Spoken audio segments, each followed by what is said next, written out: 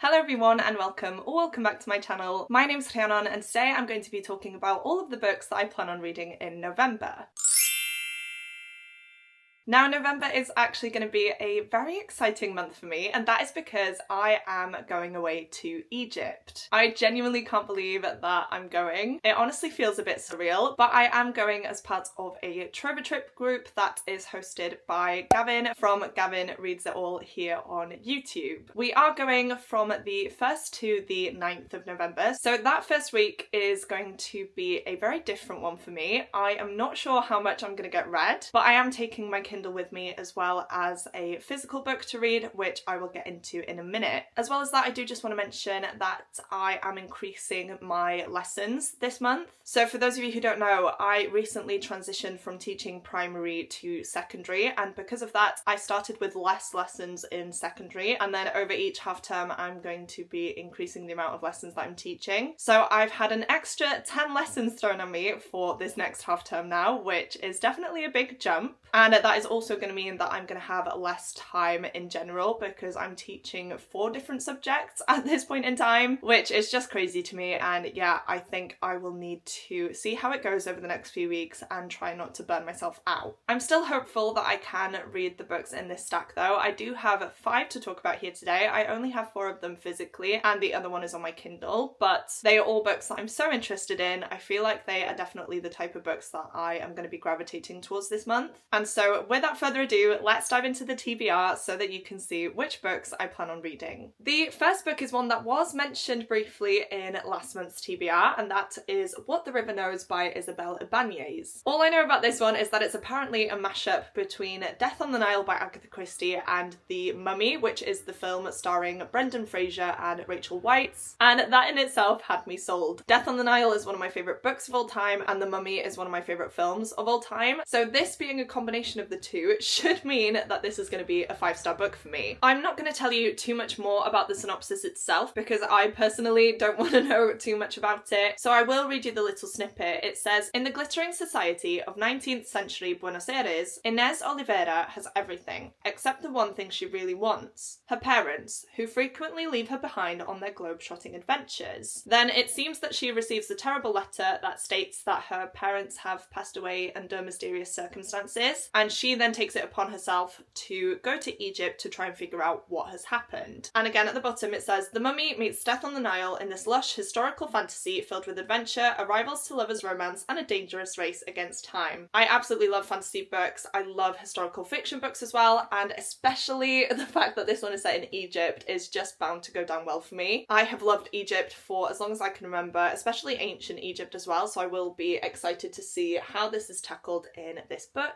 But the main exciting thing about this one is I'm actually going to be taking it to Egypt with me and reading it there. So because it's Gavin that's hosting this trip, we decided that it would be fun to have a book that we could all read either before going or during the trip. I don't actually know how we came to this decision, but we have decided to read What the River Knows. And so yeah, we're all going to read it in our own time and then discuss it whilst we are in Egypt, which again just sounds like so much fun. So I'm planning on starting this on the journey there, and I'm just going to read it where I can throughout the week as well. We do have some days where we are on a Nile River cruise for literally like a whole day. We also have some afternoons by the pool, so yeah, I'm very excited to bring this along with me, to discuss it with everyone else that's there, and to experience this book in the country that it's set in as well. The next book I have to show you is definitely a different vibe, and that one is Malice by John Gwynne. This is the first book in the Faithful and the Fallen series by this author, and this is going to be the next series that the Catch-Up Book Club are tackling. For those of you who don't know, the Catch-Up Book Club is a book club hosted by Becca from Becca and the Books, and its main goal is to get people reading older epic fantasy series. Now, Becca is also coming along to Egypt with us, so that is very exciting. I'm not sure if she's going to be reading this one while she's there, but I do actually have this one on my Kindle, so I may possibly start it then. I am really excited for this read along. I've owned this book for the longest time. This was actually a gift as well from Liam. So thank you so much, Liam, for sending this one my way. It was a while ago now, but I'm finally getting around to it and I'm so excited to dive into this world. I genuinely don't know anything about this one, so I will just read you the synopsis because I'm clueless myself. I really haven't heard anyone describe this series either. So I'm definitely diving in blind, but I have heard nothing but amazing things about John Gwynne, which is why I own this book and why I've wanted to read it for a while. And then the Catch-Up Book Club has given me the push I've needed to actually get to it. So it says, the banished lands have a violent past, where armies of men and giants clashed in battle. An uneasy peace reigns, but now giants stir once more. The very stones weep blood, and there are sightings of gigantic worms. Those who can still read the signs see a prophecy realised. Sorrow will darken the world, as angels and demons make it their battlefield. Young Corbin watches enviously as boys become warriors and yearns to join them, determined that he will make his family proud. It's only when everything he knows is threatened that he discovers the true cost of becoming a man. As the kings look to their borders and priests beg for answers from the gods, only a chosen few know that the fate of the world will be decided between two champions, the Black Sun and the Bright Star, and with their coming will be a war to end all wars. That has so many buzzwords for me. I genuinely can't wait to actually start this one now. I will say it's an intimidating read considering I've been in a massive book slump for the second half of the year so far, but I feel like the community aspect of this read along will definitely push me to actually finish this one and move on to the second and third books and the further books as well. So yeah, this is on my November TBR. I do have December to read this as well because we do have 2 months to read the book club book, but I'm hoping I can get a head start, which is why I've put it on this month's TBR.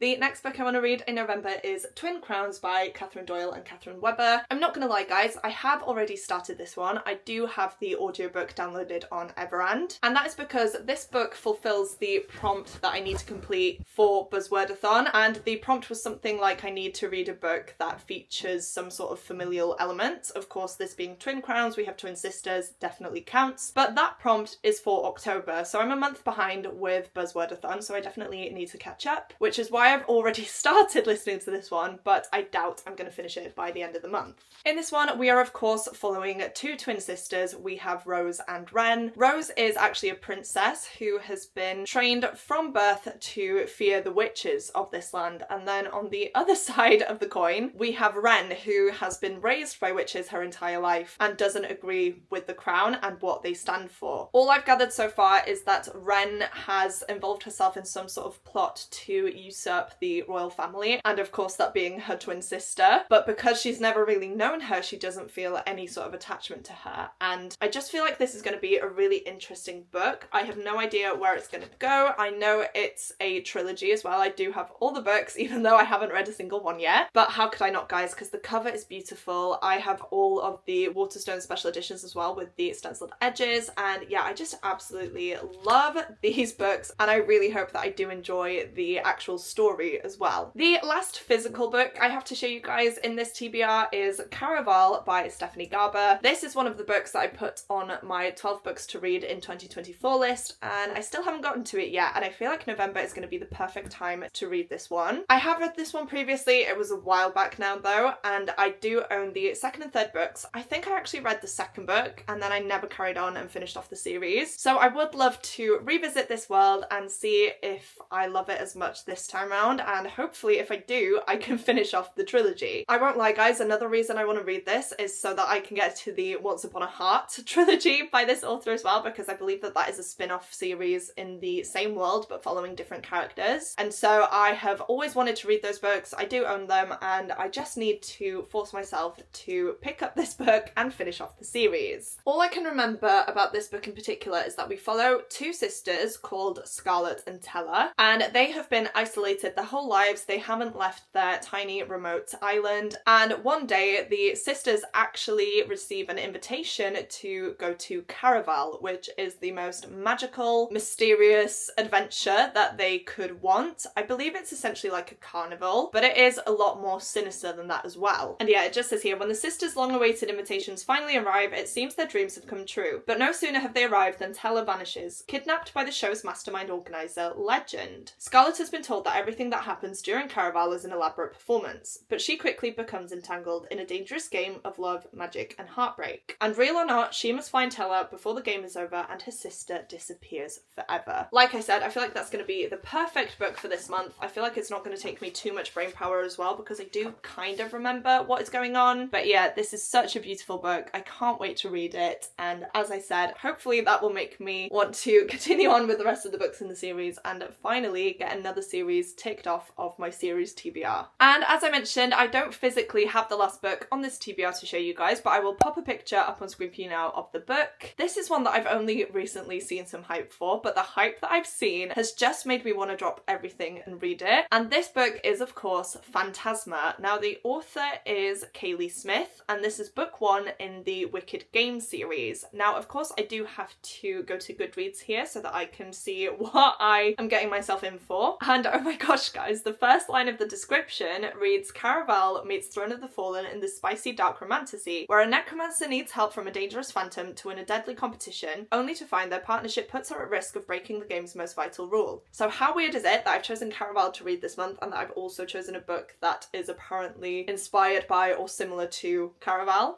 That was definitely unplanned, I promise. But yeah, it just says here, when Ophelia and her sister discovers their mother brutally murdered, there is no time to grieve. Ophelia has inherited both her powerful death-driven magic and enormous debt on their home. Circumstances go from dire to deadly, however, when Ophelia's sister decides to pay off the loan by entering Fantasma, a competition where most contestants don't make it out alive and the winner is granted a single wish. That actually also sounds like the synopsis for The Serpent and the Wings of Night, so if you're interested in that, you might enjoy this one. The only way to save her sister is to compete, but Fantasma is a cursed manor with twisting corridors and lavish ballrooms, and filled with enticing demons and fatal temptations. Ophelia will need to face 9 floors of challenges to win, if her fears don't overtake her first. When a charming, arrogant stranger claims he can protect and guide Ophelia, she knows she shouldn't trust him. While Blackwell may not seem dangerous, appearances can be deceptive, but with her sister's life on the line, Ophelia can't afford to turn him away. She just needs to ignore the overwhelming, dark attraction drawing them closer and closer together, because in Fantasma, the only thing deadlier than losing the game is losing your heart. I am absolutely sold, guys. I feel like that is going to be such a fun read, and it is another one that's on my Kindle, so I can maybe start it on my journey to Egypt, or maybe whilst I'm there. We'll see. I'm just gonna mainly take it easy with my reading this month, and if I want to read a certain book first, then I will. I'm gonna try and be a little bit more lenient with myself so that I don't force myself back into a reading slump. I definitely have a great mix of books to read this month, though. I'm so excited for each and every single one, and not only do I have a range of different genres, but I'm also switching up the formats in which I'm reading them as well, which again will hopefully pull me out of this weird reading slump that I've been in over the last few weeks. So to wrap it all up, these are the 4 books that I plan on reading next month, as well as Fantasma. 2 of these books are on my Kindle. I have one as an audiobook and the others I will just read physically. So yeah, all in all, this stack definitely has me excited for November. I can't wait to sit down and read these, and I will of course share my thoughts on them with you guys in some reading vlogs and a wrap up at the end of the month as well. I do just want to apologise now if the camera moved during this video. I'm still trying to figure out my setup, and Kiwi and I are home alone today, and she's very clingy and she's been in and out of this room, and I did find at one point that she had knocked the camera, so I do apologise. I brought my case down the other day, and ever since she has known that I'm going away, and yeah, like I said, she's been very clingy, so I'm trying to give her all the love and attention right now, but it's not great when I want to film, especially on this new camera as well, because it's a lot smaller and thinner and lighter, so any slight nudge sends it flying, so sorry if that was distracting. If you have made it this far through into the video though and would like to let me know that you're still here, please go ahead and comment an Egyptian related emoji. Of course, with me going away to Egypt, I feel like that is the most fitting emoji, and I'm going to leave that up to your interpretation as well. It could be the flag, it could be a crocodile, it could be a boat because I'm actually going on a boat, it could be a plane because I'm getting to Egypt on a plane. It's entirely up to you. I know I say it all the time, but seeing you guys comment the emoji of the video truly does mean the world to me, so if you are still here but don't necessarily have something you want to comment, please go ahead and leave that down below. As well as that, please don't forget to click the like button if you like this video and the subscribe button if you'd like to see more content from me. But that is it from me today, guys. Thank you once again for watching, and I will see you soon in my next video. Goodbye!